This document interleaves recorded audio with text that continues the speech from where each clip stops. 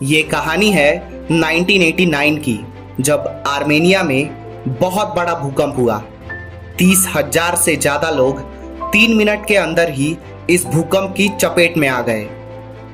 अपनी पत्नी को घर पर सुरक्षित छोड़कर एक आदमी अपने बेटे की तलाश में बेटे के स्कूल पहुंचा। वहां पहुंचते ही स्कूल की पूरी बिल्डिंग जमीन पर बिखरी हुई देखकर उसे बहुत बड़ा झटका लगा। उसे समझ नहीं आ रहा था कि अब क्या किया जाए। उसे यह भी नहीं पता था कि उसका बेटा जिंदा है भी या नहीं।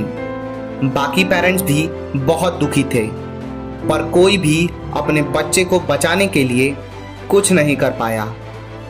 यह सब चल ही रहा था कि उस आदमी को अचानक याद आता है कि बचपन में उसने अपने बेटे से वादा किया था कि चाहे कुछ भी हो जाए, मैं हमेशा तुम्हारे साथ रहूंगा।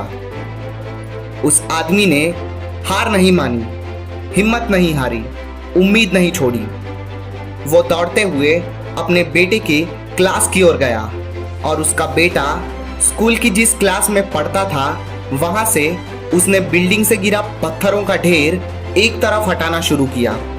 वो बहुत ही तेजी से पूरे जी जान से मलबा हटा रहा था। बाकी पेरेंट्स आकर उसे समझाने लगे, दिलासा देने लगे कि अब इस पागलपन का कोई मतलब नहीं है, बच्चे मलबे के नीचे दबकर मर गए होंगे।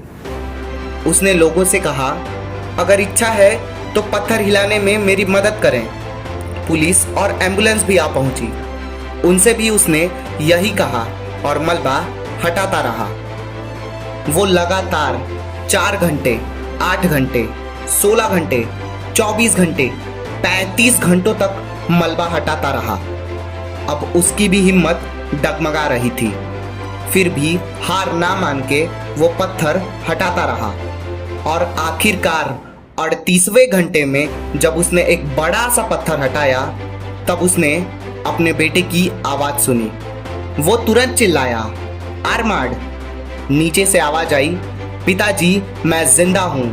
मैंने इनसे कहा था मेरे पिताजी आएंगे और हम सभी को बचा लेंगे। पिता ने पूछा, नीचे क्या हो रहा है आर्माड? तब आर्माड बोला, पिताजी हम 33 बच्चे थे, उनमें से 14 अभी भी जिंदा हैं।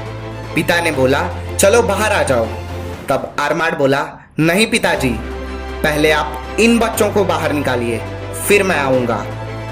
और मुझे पता है चाहे कुछ भी हो जाए आप हमेशा मेरे साथ हो।